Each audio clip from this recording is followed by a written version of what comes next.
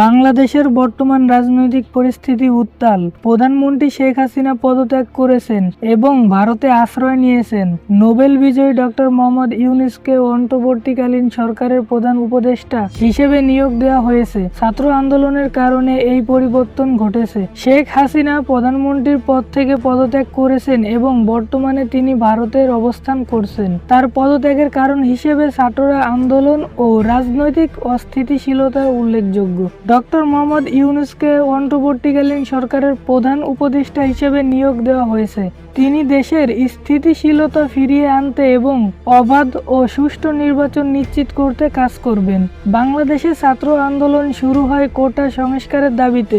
এই আন্দোলন দেশের বিভিন্ন স্থানে ছড়িয়ে পড়ে ও সরকারের উপর চাপ বাড়ায়। ছাত্ররা সরকারের স্বৈরাচারী আচরণের বিরুদ্ধে প্রতিবাদ জানান, যার ফলাফল আপনারা এখন দেখতেই পারছেন। ভবিষ্যৎ চ্যালেঞ্জ: বাংলাদেশের রাজনৈতিক স্থিতিশীলতা ফেরানো, অবাধ ও সুষ্ঠু নির্বাচন নিশ্চিত করা এবং ছাত্রদের আন্দোলনের দাবিগুলো পূরণ করা ও অন্তর্বর্তীকালীন সরকারের প্রধান চ্যালেঞ্জ। মোহাম্মদ ইউনূস এবং তার সরকারকে এই পরিস্থিতি মোকাবেলা করতে হবে।